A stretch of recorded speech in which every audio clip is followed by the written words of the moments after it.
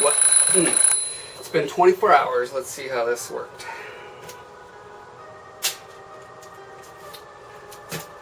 Looks like my gut feeling about how much stuff I would need was a little over gutty, maybe. So I guess what that means is it vindicates my clay theory. I mean, the clay is imperfect because it doesn't press all the way down, and because you don't get 100% of it out of the mold. That's why I always overestimate a little bit, but looks like I overestimated my overestimation. So I wasted probably, I don't know, maybe $5 worth of material there. No big deal, like, for a multi-billionaire like me.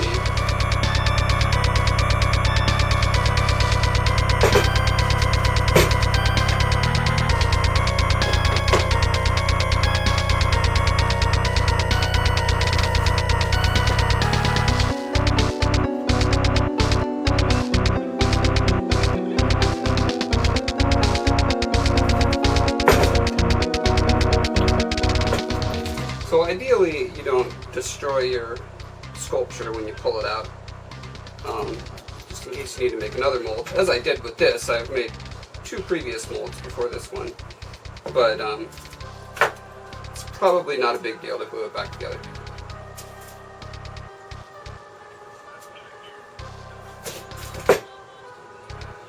See these pretty rainbow colors? It's because this texture that I created for the background, I used cake sprinkles.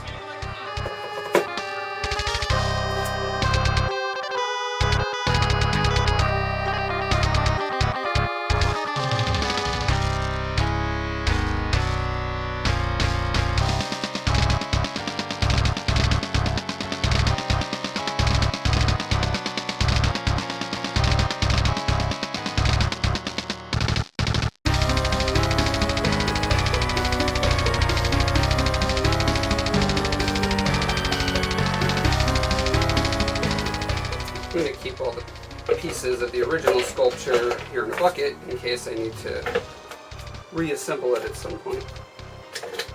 Okay, so this is my 1-part mold. So you can totally use this. I could totally use this. I have totally used this and poured casts before. So as an example, using that other mold stuff, the Umu I told you about, I did some test runs. Well, it turned out to be test runs. So here's the thing. When you're an artiste, you want to call all of your failures tests. Alright, so I totally tested the other material to create this stuff. Turned out Umu's not so great. But as you can see on the back's fairly flat.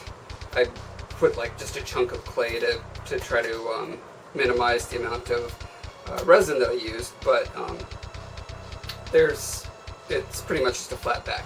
So because I'm making 100 of these, the amount of resin in each one multiplies by 100. So I want to minimize that, which is why I'm going to make a 1.5 part mold. Now this is a patented process that I just completely invented on my own. I'm just kidding, I'm sure everyone does it, I don't know.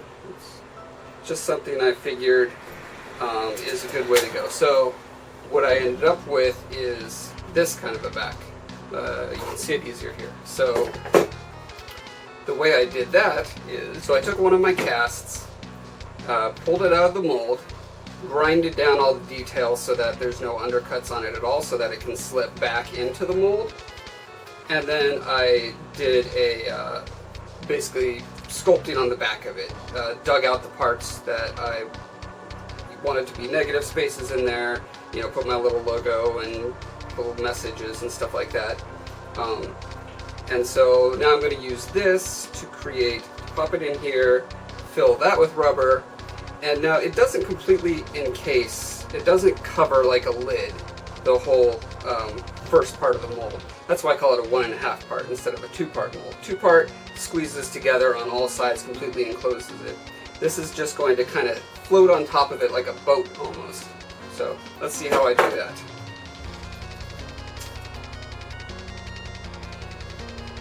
I'm doing this kind of fun thing, well, to me it's fun, where there's a hole that goes all the way through the throat. since it already was going up there anyway, I figured why not connect it to the back, and then you could like put fake blood or smoke or whatever through it, and it'll look like he's vomiting blood or whatever. Why? Because I can.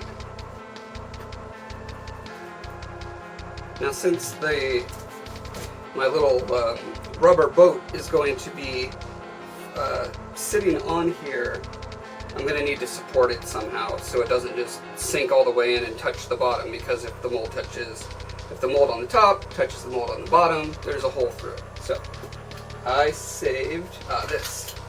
I have this random metal ruler that I'm just going to sit there, and that's going to become embedded in the rubber that's sitting on top. That way when I pull it out, I can just go like that. I'll show you the first one I did. Here it is.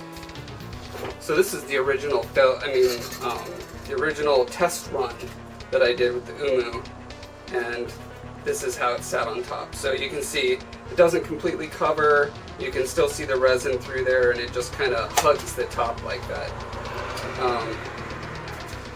So I pulled this mold off of here. Now, this is a different color, as you can tell.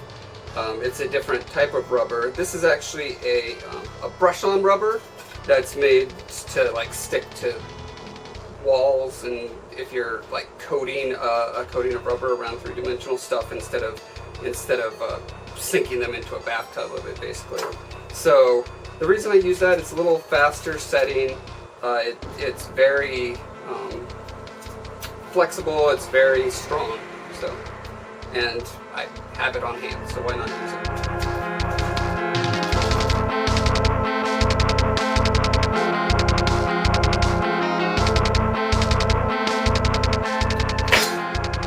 I'm actually going to put clay around the edges here where I don't want the other rubber to fill in.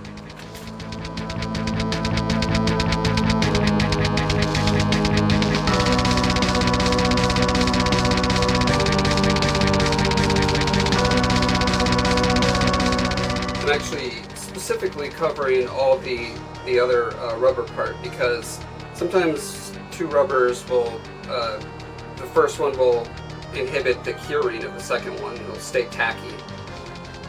But I do, however, want it to touch the edges where the plaster is, because I want it to be able to set. At the same time, it has to set exactly in the same spot. So these are basically guide holes for it. Because the throat hole has to match up from the back and the front. So it's important that it stay in the right spot. And also, so it doesn't, if it slides around a little bit, it has a little wiggle, again, it might have a hole basically through the final cast. One little thing I try to do when I'm setting up guide holes or whatever my little guides are is I'll try to do one that's different than the other. So there's one hole, one hole, one hole, and then here there's two holes. And that's just a quick visual reminder when you're pounding these things out really fast. It's just very helpful to not have to think, oh wait, is this the top or the bottom? It's just very obvious because there's a difference on one part.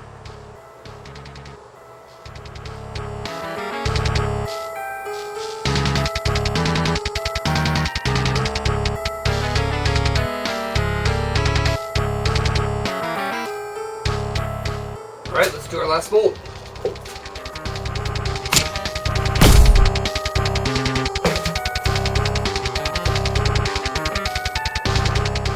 So I'm using the container from my last pour.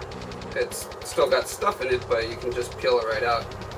You don't want to use remember how I said you use two containers, right? You don't want to use the first one you mixed it in, because there could still be some not fully cured, not fully mixed rubber in there, but the fully cured stuff, you can just peel right out like that.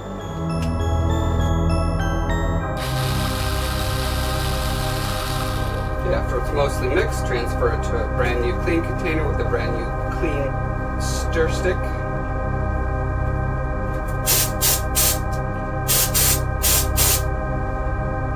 Give it a quick dusting to get any last bits of detritus off. Use a really crappy brush because it will be completely ruined.